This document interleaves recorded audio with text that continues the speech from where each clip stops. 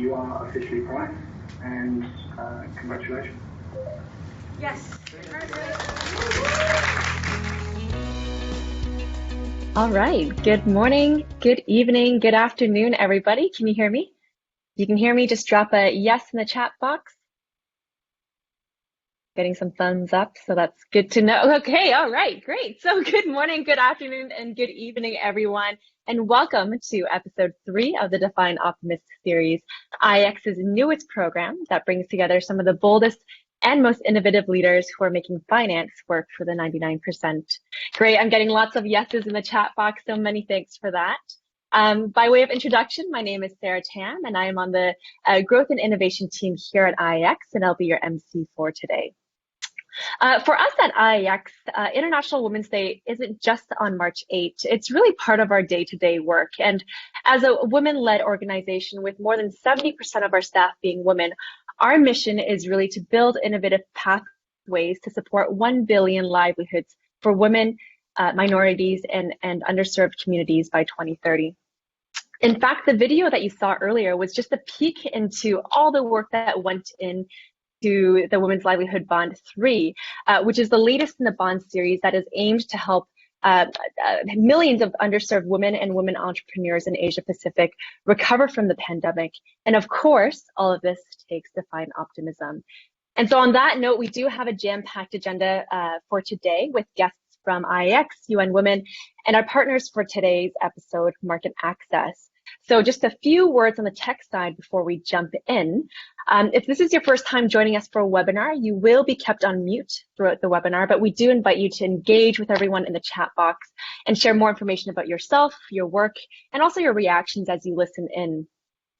You can also share any questions that you might have by clicking on the right Q&A, the Q&A icon on the right side of the panel of your screen.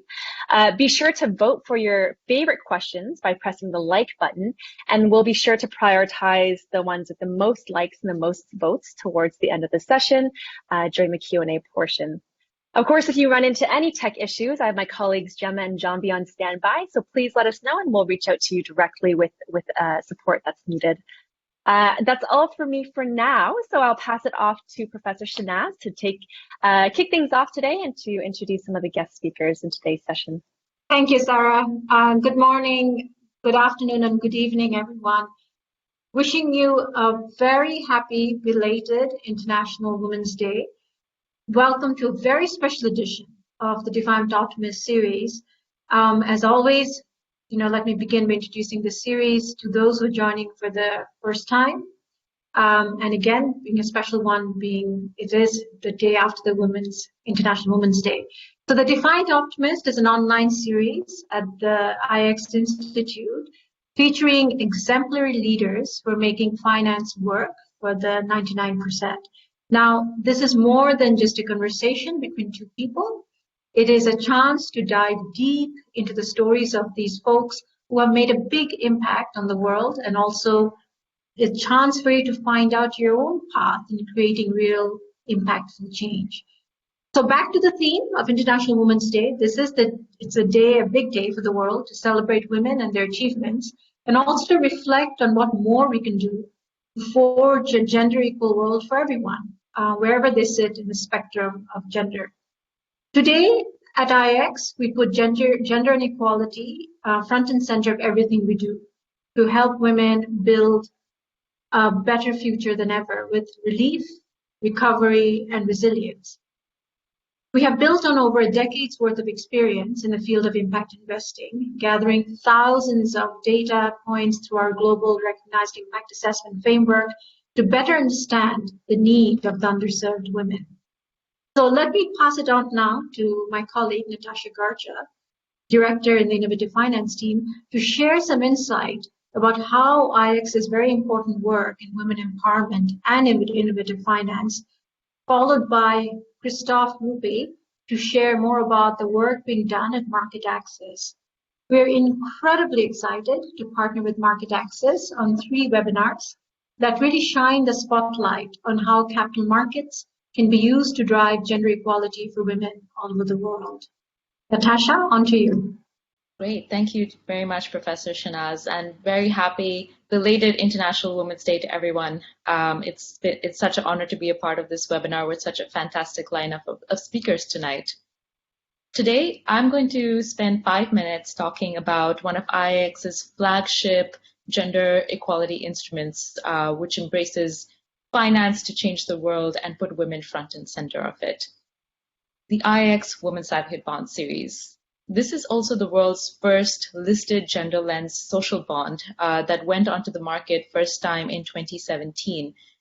That was the first time in 700 years of stock exchanges that you finally had a security that was designed by a woman of color, Professor Shahnaz, and was listed on a stock exchange which used the entire proceeds to invest in initiatives that empower women to build sustainable livelihoods, recognizing their critical role that they play both in economic growth and the social fabric. So to date, this has been an innovative structure that pools together entities across countries, across sectors, and across currencies, making this a fantastic way to diversify risk, acknowledging that the other side of innovation is risk. And this has brought investors in from across the world to participate in the security. We've mobilized over $48 million as of 2020 to empower over 500,000 women already, all of them in emerging markets in South and Southeast Asia. Not only this, we've won multiple awards at the UN General Assembly and in other platforms for our work to put women front and center of a system that has excluded them for centuries, which is capital markets. We advanced 13 of the United Nations Sustainable Development Goals because when you empower a woman, you empower her to rebuild her community, strengthen her family, and to play an active role in climate, as we'll talk about later. But most critically, I think one of the truly innovative pieces of the structure was the blended finance approach. We actually layered in multiple layers of capital to de-risk the security. So apart from the diversification of a multi-country, multi-sector, and multi-currency product, we also have a 50% pari passu guarantee and a 10% first loss. And these multiple layers help us bring in large institutional investors from the United States, Europe, Australia, and even Asia to play a role in supporting women's economic empowerment. During COVID-19, I think one of the most fascinating parts of this bond was that it still did not default. We had no defaults on the return, and that's really because when you empower women and when you manage risk, you're not just deepening your impact, you're also securing safe and stable returns. And this is a fantastic testament to the strength of investing in gender equality. At COVID-19, we know that women are 1.8 times more likely to lose their livelihood than men. And a lot of that research has been done by United Nations Women, which you'll hear from later in this presentation. This bond was a direct response to that, recognizing that if we work on gender equality now, we can add $13 trillion to global GDP by 2030 by ensuring women stay in the workforce. If we go to the next slide, we'll also talk about the next bond in the series, which is the WLB4 Climate. The next bond in the series will be issued in Q4 of 2021, a $50 million issuance that will impact 300,000 women. And there are a few ways this bond is different from previous series. The WLB4 will focus on climate, recognizing that to date, women have always been considered victims of climate change because 70% of women live in poverty, 70% of the world's poor are women, and women are bearing the brunt of climate change, which is true. But we recognize that if you do empower women, they can actually rebuild, not just from COVID, but also rebuild greener supply chains and a greener society for all of us. For instance, not only will this be very clearly done by investing in women to access more clean energy products, but also the FAO has estimated that if women are economically empowered and have the same access to finance and land and other agricultural inputs, we can not only increase agricultural production, we can actually reduce the number of people who are hungry in the world by 100 to 150 million by 2030. So it's really embracing the notion that women are solutions to many of these challenges and us making investment decisions based on this. The next bond will also be the first one that's intercontinental. We will have entities both from Asia and in Africa, so the global south will be very well represented in the next issuance. And we will be doing one of the most important things in the impact investing space and sustainable finance space, which is making sure that the end beneficiaries and the end customers have a voice and a value. And we do this through our impact measurement approach. We have a digital impact assessment tool called IIX Values, which we'll be leveraging to make sure that we are able to collect data from the ground. All the women have a voice in this, and we're able to map out the SDGs as we speak in a cost-effective, scalable, and real-time manner, and report that in a very transparent way to really take on head-on the fact that there is a lot of impact washing, greenwashing, and now pandemic washing happening in the space. So all the impact reports that we put out across the 4-year bond tenor will be verified by the women themselves, making this very powerful and very exciting for us to announce on International Women's Day. So with that, thank you very much, and let me hand it back to Sarah for the rest of the event. Thanks, Natasha, for that. Very inspiring, powerful indeed, and timely for International Women's Day celebration.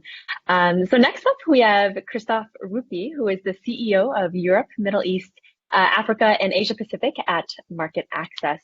In this role, Christophe is responsible for the international growth of the trading, data, and post-trade business groups at Market Access, including driving the firm's global expansion into new and emerging markets.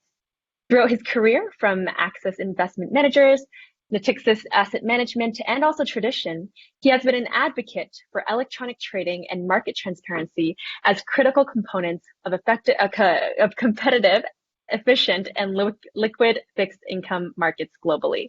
Christophe, over to you. Thank you, Sarah. This is a great introduction. I've got to live up to it. Thank you. And also thank you, Natasha. I think your insights into the livelihood bonds and the resilience of your governance framework, I think that's great. And again, great results and achievements and vision as well.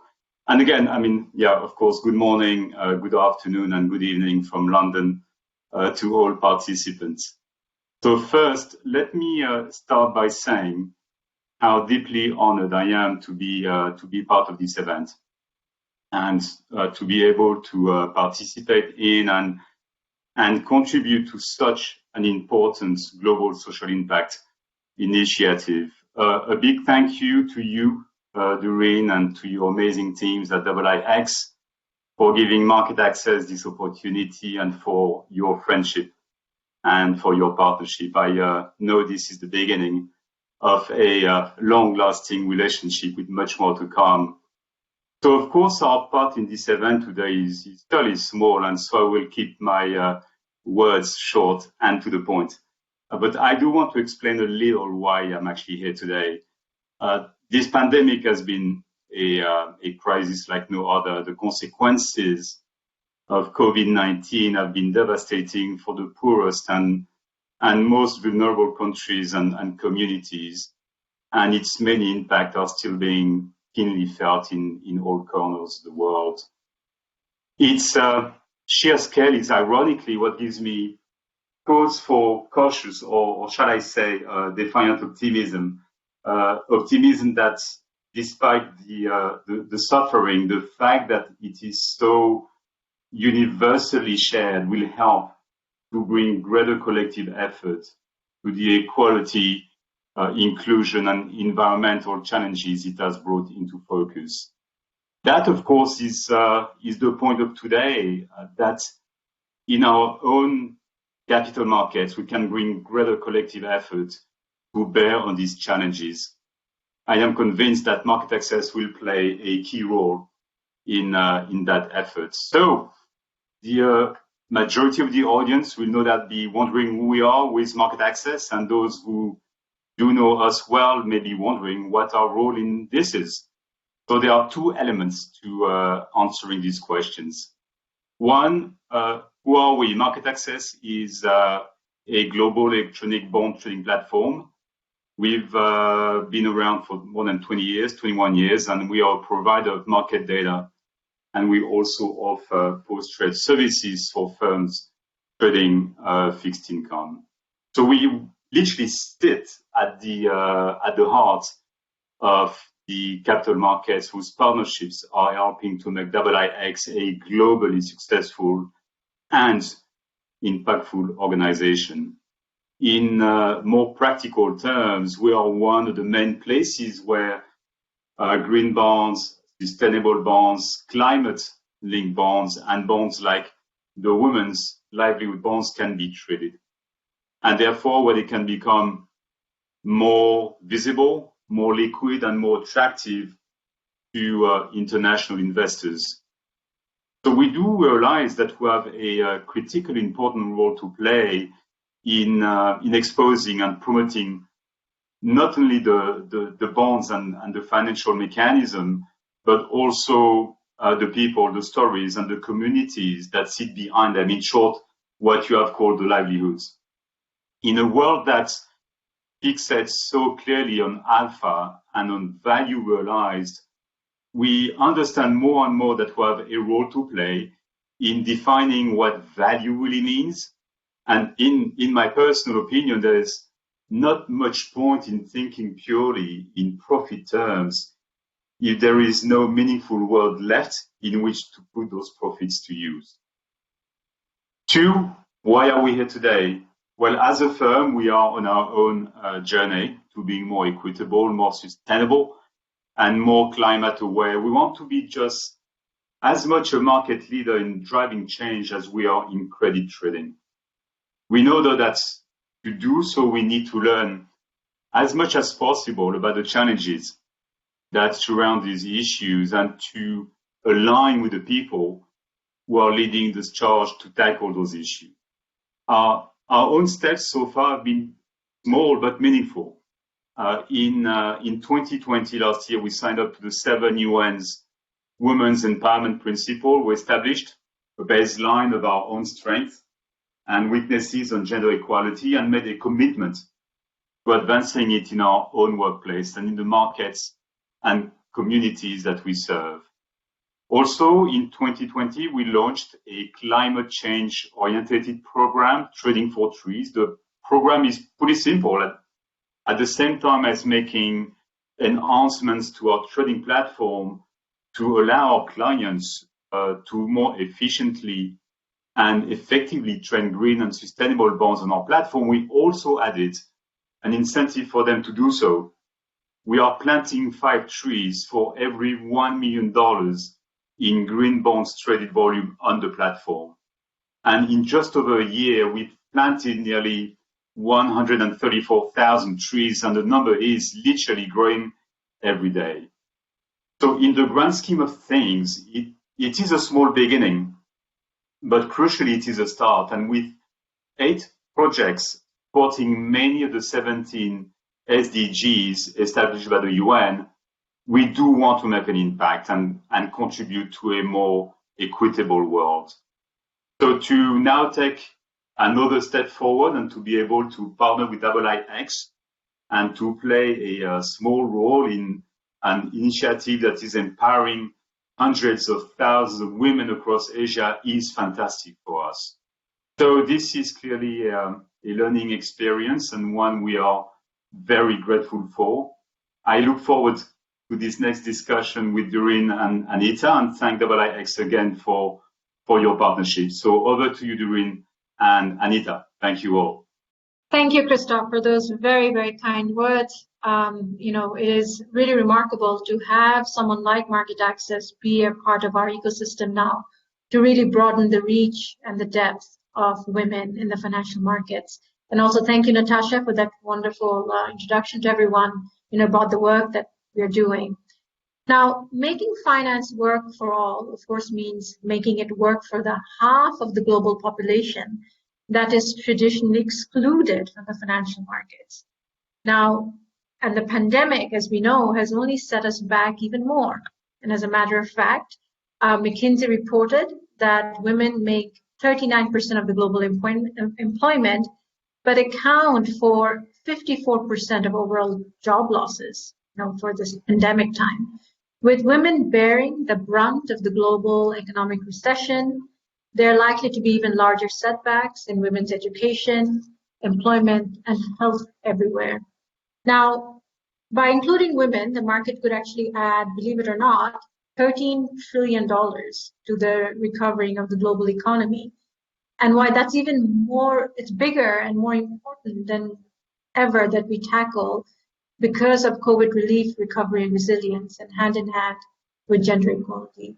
So who better to discuss this with us than the Deputy Executive Director of UN Women, Ms. Anita Bhatia, and I'm so excited that she's joining us for our session today because we could not have asked for a better guest, in this week of celebrating women. Now, Anita Bhatia is the Deputy Director, as I said, Deputy Executive Director of UN Women and the Assistant Secretary General for Resource Management, Sustainability and Partnership. She has had an incredible career at the World Bank in various positions of senior leadership and management, and at the headquarters and also in the field. She has served for several years as Director of Global Partnership for IFC, expanding innovative key strategic areas, including fragile and conflict-affected states, gender equality, financial inclusion, and support for women-owned businesses. I know that was a lot, but I had to actually read it because it is an incredible resume. Now, without further ado, I welcome you, Anita, to our series. Thank you so much for joining us today. And let's dive right in. So first question, we'll just kind of jump into it. What has been a defining moment in your career where you have led with defiant optimism? Well, first of all, Doreen, let me thank you so much for the invitation and just say what an honor it is for me to be in the same group with all the other wonderful speakers whom I was listening to, at the start of this event. So thank you so much for that.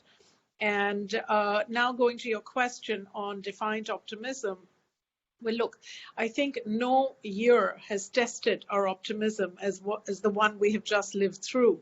So, in thinking about your question, I would say actually last year, year 2020 was a year that really tested my personal ability to lead through crisis in a way that I think I have not had to do before. It isn't to say that it's the first crisis we have lived through, but it challenged us on so many different fronts, both in terms of our ability to work through the crisis, and we moved from, working from home to really living at work.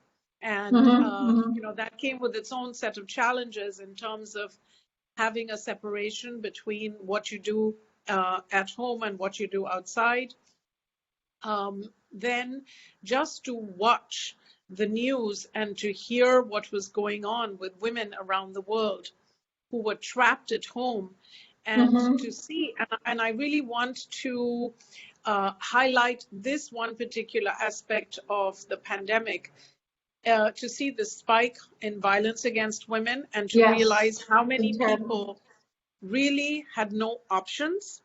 And then to see, and this was really a source of hope, the absolutely incredible courage of the frontline workers who are women, who were out there. And, these were the people who were taking care of all the people who were dying, but also the people who were delivering groceries, who were just making sure we functioned. So, when you think about silver linings, I think the silver linings that came out of last year were, first, we were able to recognize in a way that we had not done before, the critical role that female essential workers, all essential workers, not just women, that essential workers play in being the glue that kind of held us together through this crisis. Because we would not have been able to function if it wasn't for those essential workers, whether they were nurses, grocery store owner,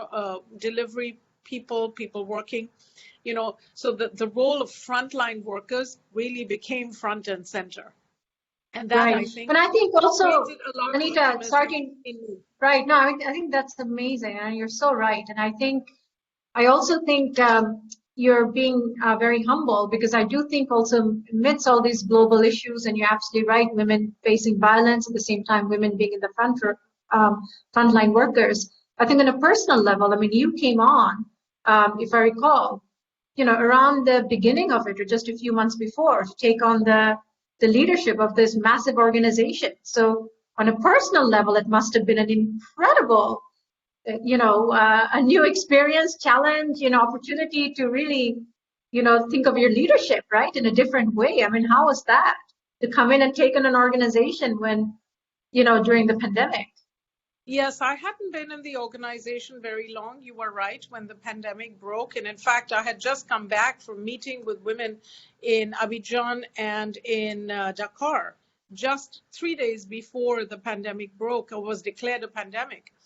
And, I think the thing that really carried me through this was the realization, an epiphany almost, that we had a very special role to play during this crisis. And that role was to bring to the attention of the world actually what was happening to women. Because yes, there was coverage in the newspapers and in the media and on social media of what was happening. But we at UN Women had and have a special place in ensuring that issues of women do not get crowded out when the world is worrying about so many other things. So of course, the public health impacts of the crisis were first and foremost on everybody's mind. But within that, we had an affirmative responsibility to ensure that people understood the impact on women. And so that was very energizing for me personally, because it was, of course, the women's rights issue has always been a cause for me, but during the crisis, even more so. So it's very interesting. So, of course, before UN Women, you have had extensive experience, in crafting global strategies and partnerships at the World Bank and IFC. And you really sort of strategized and really went deep with a lot of the gender equality, the financial inclusion, all these themes.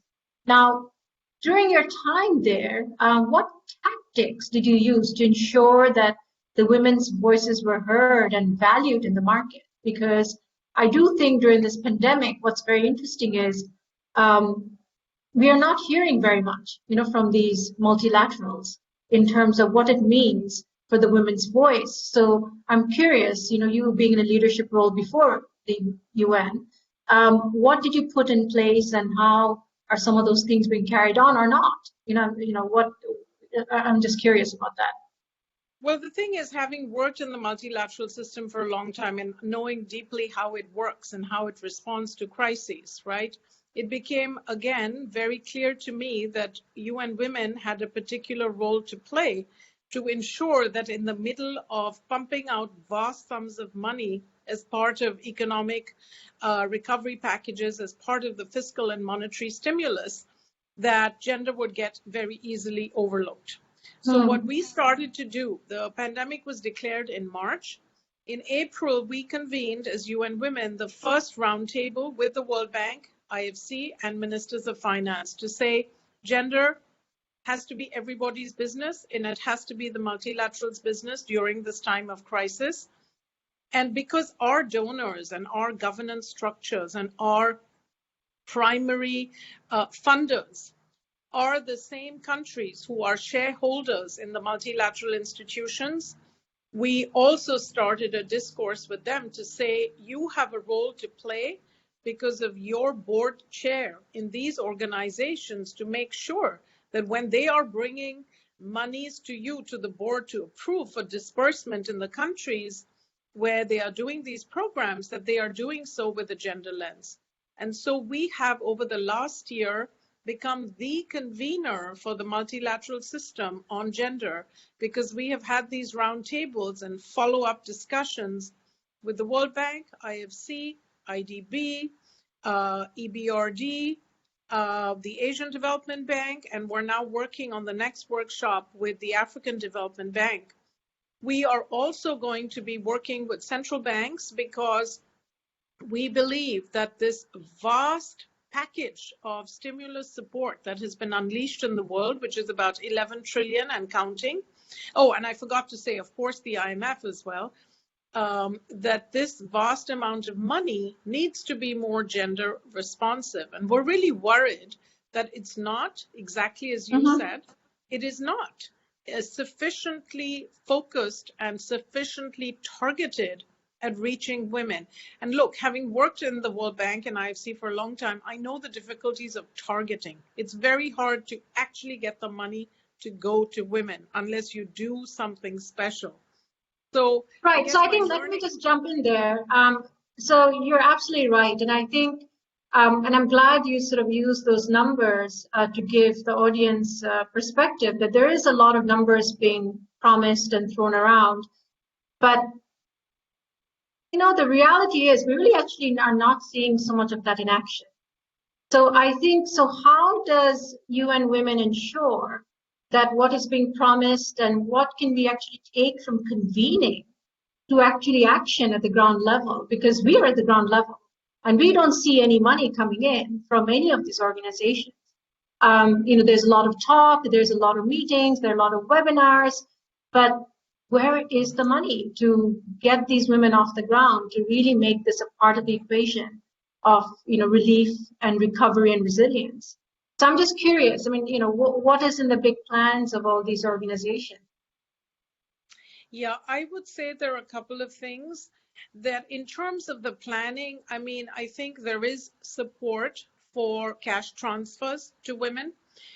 Conditional cash transfer programs have been around for a long time and have worked very well, but they have effectively become unconditional cash transfer programs because many of the conditions had to do with things like mothers ensuring that kids go to school. And now, of course, no one can go to school. So there are cash transfer programs. There is more money for social protection schemes. But I think the thing that has been missing, and this is what we're working on, is the design of innovative financial instruments that actually have a gender focus. And so UN Women is now working with a couple of governments to design and create what we hope will be a new market for gender bonds, and to say that for those countries who have the capacity to borrow and the space to do it, we would like to see that borrowing be directed towards gender and to learn from other asset classes like green bonds and blue bonds to create a new market for something called a gender bond. So that right. So Anita, so you do know that there are many shades of green, as there is interestingly, and there is the intention is there, but the green is a lot of times is more muddy color. So I do wonder, so how do we ensure, I mean, we are doing this, and we are the first women's bond, which is really out there in the market, the deepest thing that you can find. How do we ensure that this doesn't become another checkbox? Because what we're seeing with ESG, now every big PE fund has an impact investing fund. Really, is it impact investing, or are you just now investing in the emerging markets and it's fashionable to say impact investing? It's more of the latter. So how do we ensure, and how does UN Women ensure that we are actually having the right kind of innovative financial product where innovation is actually important? We can't just call a fund innovation. That's not innovation. We can't just call a regular bond innovation. That's not innovation. So what are you doing in terms of working with these countries? Do they have the capabilities to actually create innovative products? Does UN Women have it? So it'll be interesting to kind of, find out how can we ensure that, and how can we really make sure that we are just not creating yet another thing which just dilutes, the women empowerment, movement, and really bringing women into capital markets. Yeah, really great question, Doreen. I think there are a couple of things. First of all, there's a real role for us to work in partnership with others. I don't think this has to be done by UN Women alone, and we certainly don't want to do that. We want to leverage others' skills and capacities and do this in a way that really, creates a market, but works, for everyone. We want the rising tide to lift all boats, and we want to be in that boat. with a Absolutely. lot of other people. You know, we're not interested in sailing this thing by ourselves. So I would say, one, standard setting, you know, being really clear about what constitutes a gender bond so that it reduces the opportunities for pink washing. Two, I think it's very important that there be specific markers in national budgets that allow you to do traceability and to really ensure that, and some governments have this, but not everyone does, but because we have a lot of experience in gender responsive budgeting, we can tell where countries are able to track expenditures and tag them as gender expenditures. Three, you need accountability mechanisms.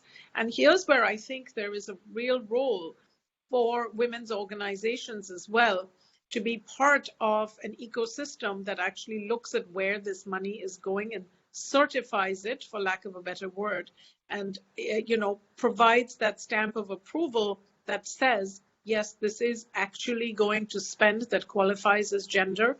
And also, you know, gender really needs to be everybody's business. I have never believed that gender issues can be solved just by focusing on gender ministries. So this has to be kind of a whole of government approach. And our role as an international organization is to play that convening role and to bring partners around the table to say, how can we do this together and create an ecosystem? So I think there are a number of different factors, from the standard setting to the verification, that can really help to create this market. And then, of course, the thing that none of us can really plan for, but that is the political will, right? Which is to... Of course. Right. But I think just sort of pushing on that, so just moving on to with our conversation, we talked a little bit about the resilience, you know, of the market and what can be done. And now sort of moving into kind of recovery part. And you're absolutely right. I think we need to have an ecosystem. I mean, even with the work that we do in our bond alone, we had over 200 people working from, you know, over 60 different organizations. I mean, it's insane. I mean, you do need that. I mean, it is insane, but you do need that. So completely can relate to that. Now, in terms of sort of the policy side, in your opinion, which countries are the most effective, do you think, in moving the needle for gender financing? What are you seeing? What are you, you know, sort of looking to take and learn and maybe apply it to the countries who are lagging behind? Yeah. So great question. You know, we have been doing some work with UNDP through something called the Gender Global Policy Tracker. And through this, we're trying to ascertain which countries' policy responses adequately address in a holistic way the different multiple intersecting issues around gender equality. And we're looking for we're not just looking at the financing side. We're looking to see, do they have measures to address violence against women? Do they have measures to address women's businesses? Do they have measures to address jobs for women? Do they have measures to address social protection for women? And the shocking data is that out of all of the countries reviewed, which is all 193 member states of the UN, less than 12% of them have a holistic set of responses. So some have focused a little bit on the violence against women, some have done some work on social protection, and some have done some work on the economic empowerment side, but very few actually have managed to cover all three. And so this is our big rallying cry for action right now, is that we need to see the stimulus packages, the recovery packages become more gender responsive. In a nutshell, this is what we want to draw attention to, is that, you know, this is a once in a lifetime opportunity, because as you build back better, you have truly an opportunity to build back equal. But that means being really cognizant of the implications of choices that are being made today. And that means we need to really focus on gender responsive budgeting. And there are many countries who've been doing this for a long time. Morocco, for instance, has a long track record of doing gender responsive budgeting. But, you know, right now, countries are cutting back on spend in critical areas. UNESCO just came out with a report which showed that Education spend has been cut in the last year, in some countries by as much as 2/3, because governments have limited amounts of money, and so they are redirecting expenditures towards public health, which they need to, because many of these countries had hugely underinvested in public health systems. So, it's really a way actually for the world to realize that if the SDGs had been taken more seriously, we wouldn't be in this situation where but we again, are. but I think, Anita, it's very interesting. So just taking on from what you're saying, I mean, now this is the perfect opportunity for the financial market and innovative finance, real innovative finance, to really come in and be able to match that gap and be able to really value the women's voice. So I'm curious, I mean, what can we all do to make sure there's this connection and we go beyond convening, we go beyond sort of just listening to what the governments are saying, but saying, hey, you know what? We actually can have the products. We actually can get the money to you to, so that you don't have to cut your budget, because even if you do, we are going to bring it in from the private sector. Now, is UN Women kind of connecting those dots? Yeah. So you are. So there is a financial product that you're working on, or are you pushing? We're pushing on gender bonds with a few countries. And in fact, as I was talking to you, I just got something popped up in my text to say that the vice president of Colombia, which is one of the countries we're working in, has just announced at the foro that she's speaking on 5 minutes ago that, they are very committed to launching a gender bond. And so, we are actually working in partnership with the government and others to really see how we can have a financial instrument that then becomes a signal to other countries that they too can do this. And, how long does it usually take, Anita, from a country announcing something to actually seeing it happen in reality? How long does it take? Well, a great deal depends on the institutional setup in the country, the degree of political will, and of course, market conditions, and what is the borrowing plan that the Ministry of Finance has already agreed to and has gotten, authorization for from Parliament. And so, there are a number of different factors that have to be in place for all of this to work. And our job, along with other partners, is to create that enabling environment so that it happens. And I'm excited about what's happening in Colombia, but we need to see many other countries doing this, but you're not going to find that perfect combination of political will, market access, set of interested investors, as well as ability domestically to track the expenditure and then the capacity to have it verified, all fall in place. So a lot of things have to line up for this to work. And that's so you're talking about 3, 4, 5 years. I hope not, because market conditions are such that I think look, a lot of countries are going to fall into debt restructuring fairly soon. We're going to see a lot of countries have euro bonds that are coming due and that they will need to roll over. So I actually think we have a window which is not very long at all over this year. And I am encouraging all the countries that I'm talking to take advantage of this window to really make a big push for this, so that we are creating a new asset class that allows other countries to say, hey, if they could do it, so could we. And I can't stress enough that this business of connecting the budgeting and the gender responsive budgeting to the market issuance is so important. And that's the opportunity that hasn't been realized thus far. Right. And that's what we have. And you're right. I mean, it'll be massive when it all comes together. But we just have to make sure, what Keynes said, in the long term, we're all dead. So we just have to make sure that we are, all of this are happening before, the whole impact on women, it doesn't exacerbate, to a level that we have to recreate everything that was done over the last few decades. Now, it's also interesting and it's fantastic that some of the work is being done. I mean, we are doing it. So I think that, it's wonderful while at the country level, at the policy level, the work that you're doing and bringing all the parties together, that needs to happen. But it will be great to actually be able to also take what's working like we are, right? I mean, the Women's Livelihood Bond is a fantastic example of different groups coming together. And I always say we did it in spite of the government.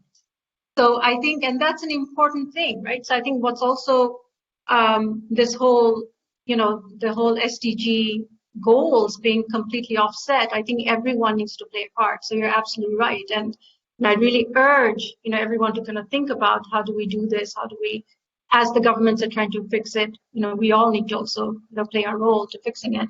So this is a good way to kind of move on to our last theme, which is resilience. So in terms of sort of the inequality in gender, it's one of the biggest barriers, of resilience. And it is severely limits the way the society can lead, manage and have transformative change. Now, this always is something I took to heart. And again, for growing up in a South Asian culture and just sort of seeing, what it meant, for women and what role it played and how it also played a very transformative role in terms of growing these countries. I mean, if you look at Bangladesh, it won't be here today, without the role that the microfinance played, without the role the women played in the garment factories. I mean, this is, truly remarkable. So with all that in mind, I mean, when we're designing the Women's Livelihood Bond, the investors flat out told us that to be successful in the market, and if you're going to sell the market, we should drop the women from the Women's Livelihood Bond. Now we're talking about, 4 years ago, and I refused, knowing that we needed the women to be acknowledged, and we needed women to be acknowledged at the ground level, because for truly a gender lens and transformative innovative financial products, we needed to change the financial system and really have their voice. Now, and that's when, after that, of course, we had to create all these funky, de-risking more of it in the bond, and we sold the bond. Now, it has been 4 years, and, we have now, issued more, close to over $50 million. We're doing it our own way. Now, what can we do? What is needed, to get the countries and international organizations and the UN Women to partner with organizations like ours to take that next step? So we actually change from convening to action, to actually change, the good intention to actual reality, where investors have not gone before. So we are bringing investors in. They're interested. And we're making sure the women on the ground are not excluded. So how can the UN Women play a role in spreading the word and replicating the Women's Livelihood Bond? Why is Women's Livelihood Bond not the gender bond that you're discussing, with countries? How can we make it that? Yeah. No, look, first of all, congratulations again to all of you who worked on the Livelihood Bond. I know what a big lift it was. And I think it's fantastic that it happened. And I think it is something that we should disseminate more information on, because, of course, different countries are going to have different needs and different levels and different scale that they may want to do things at. For a country like Colombia, they're not going to issue a bond that is less than 500 million, probably, just given what the size of the economy is, but other economies may choose to do smaller bonds. I think there's a critical role for different partners. I think donors have a very big role to play, because there are many country circumstances, and we'll see more of those, where you need some blending. And you're not going to be able to do this in a purely commercial way. So we will need to bring in some soft money to mitigate the risks and to make it attractive. So I think there's a role for donors. I think there is a role for the UN system as the convener of the financing for development discourse. And actually the UN, under the leadership of Canada and Jamaica, has in fact revitalized the FFD process and is seeking to draw attention to the big issues that we are seeing in order to make sure that the world is sufficiently focused on the upcoming debt crisis, for instance. So there will be a high-level meeting at the end of March, which will be head of state level, which the Secretary General and the Deputy Secretary General will be hosting along with the governments of Canada and Jamaica to focus on this issue. And then I do think we have to find more specific ways to work with you. I know we're doing some work together with you in South Africa on a database, but I think we need now to think about how do we move this from the, if you will, more theoretical to the more practical transactional partnership that can actually result in some joint work. So I really look forward to exploring that. I know our teams have been talking, but we can certainly think through how to do even more of that. Now, thank you, Anita. Really appreciate that. And yes, I mean, I think, we are here, we are going to push away, and we're going to continue doing the gender bonds that actually are, taking the people in underserved communities and the women.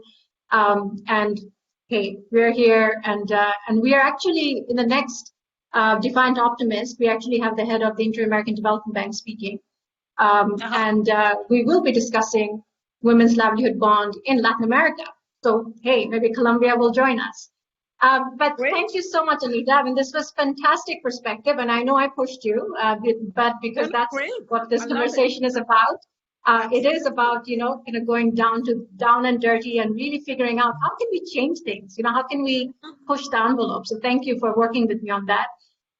So I would like to conclude our discussion with really a sense of hope, and you are doing an amazing job. Thank you for all that you're doing, and really defiant optimism, because it is this belief that has led me and IAX to stay ahead of the curve and overcome the struggles of being a pioneer. We do what others won't do, and we will continue to do it. Though being a trailblazer is difficult at times, our work stands as a proof, and the defiant optimism is possible, and it is possible to make finance work for the 99%. So with that, we're going to do a lightning rod and ask a few questions about Anita, so which is always fun to kind of finish up with. So okay. One word that defines you. One word that defines me? Purpose. You can't think very much, so you have to just say it. You just have to say it. Purpose. Purpose. I like that. Good. What book are you reading right now? What's on your nightstand? On your nightstand, sorry. What book are you reading right now? You might be reading many books, just one book that you want everyone to know. Murakami. Okay, yes. Good. I actually seen it around. I've not read it. Is it good? I'm reading. Yeah. Mm-hmm. Okay, good. Actually, my husband is reading. Good. What's the best advice you've ever received from someone? Assume positive intent. Okay. Good. Positive intent. Good. What is a fun fact about Anita?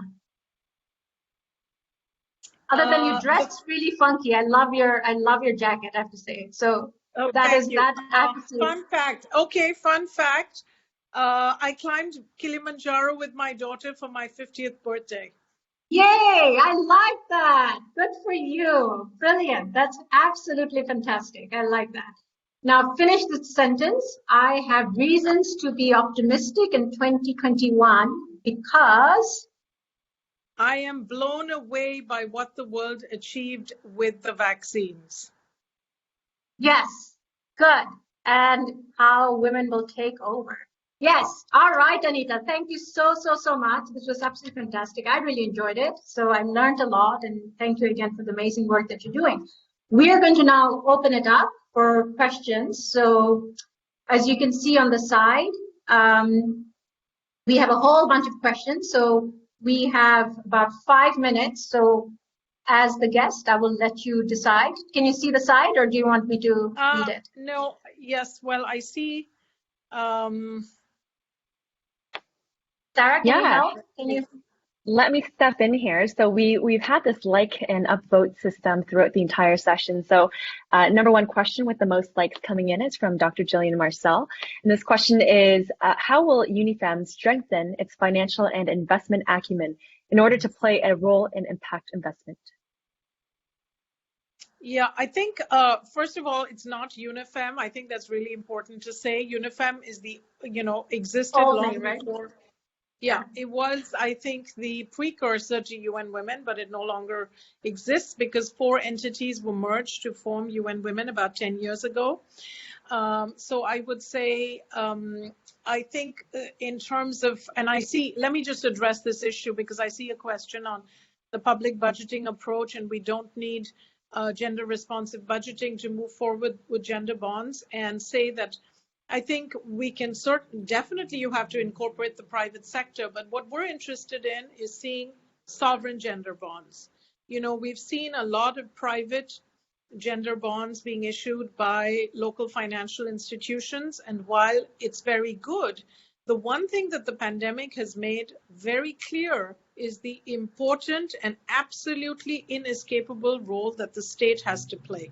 So I know it's important to obviously bring in the private sector, but more than ever before, governments matter, and governments matter hugely, not just in terms of signaling, but in terms of making sure that we are building back better. The private sector cannot build back better alone without the government. So we have to start by making sure that governments who actually create the enabling environment and who actually determine how much spend is going towards education, health, nutrition, transport, infrastructure in this new world are using their money catalytically to bring in the private sector, but they do have a very important role.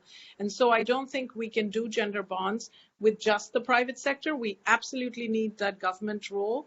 And we also do need gender responsive budgeting because that is the way we will lock into place longer term commitments to spend that matters for women. If we take away the focus on gender responsive budgeting, we will get budget processes that will end up harming women and girls because there will be no accountability mechanisms built in. Right. No, I definitely agree with that. And I think that is an important point. I mean, you do need to have, the public sector as a part of the equation. And then, the rest of us, we actually just going to push on with what we're doing. You're absolutely right. Sarah, is there another question? I think that was great, and you knocked out 2 questions with that answer. So many thanks for that. Okay. Anita, any last word before we wrap up? I'm sorry, Doreen, I couldn't hear that. Would you mind saying that again? No, I said, do you have any last words for our audience and the listeners before we wrap up? Well, I would say thank you so much to you, Doreen, for this fantastic series. I think what you're doing is really important. I think what you have done with the livelihood bond is something that we really appreciate, and we would like to do more to disseminate the news and the work that you did so that there are others who can learn, partner, and replicate.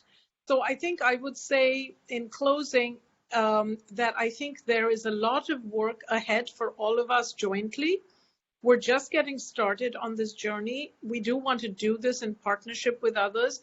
So please reach out, please contact us if we're not in touch with you already, because we would love to create an ecosystem of people who work together on this.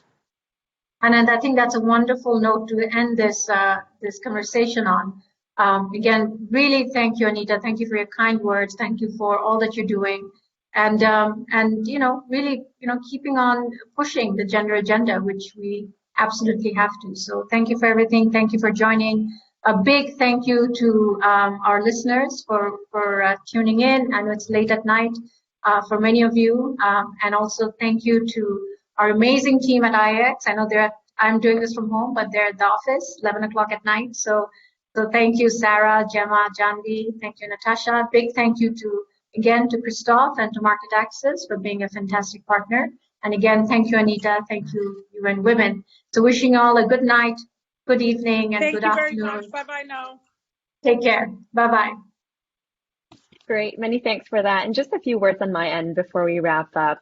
And what a dynamic discussion about what each of us can do in our respective roles to bring a gender lens when it comes to COVID relief, recovery, and resilience. So again, one more time, many thanks to Professor Shahnaz, Anita, Christoph, and Natasha for being part of IX's International Women's Day celebration.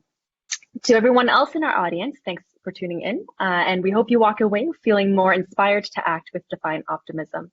In fact, we also have a special quiz that can let you know what kind of Defiant Optimist you are. So do keep an eye out for that in the email to come tomorrow morning or the next day or in a few hours, whenever that will be. 2 quick announcements again before we sign off. So number 1, IX Institute will be holding another masterclass on innovative finance starting April 6th. And this is taught by Professor Shahnaz. It's going to be a really great opportunity for public and private sector professionals and practitioners to really dive deeper into the space and learn everything from how innovative finance can be used as a tool for building COVID relief, recovery, and resilience, and then also to structuring innovative finance products. So how do you do that, and how does that look like? So a really insightful and interesting masterclass headed your way. So learn more there on the screen on your screen. You can also learn more through the link in the chat box or scan the QR code on your screen. And for those tuning in today as well, we have a special 15% discount for you. So please don't miss out. We're always here if you have any questions.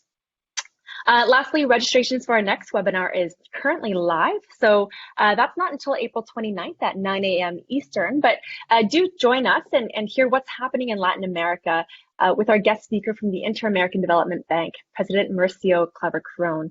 Again, we'll send more information about that over email. And once again, we're extremely excited to work together with Market Access to bring you this content.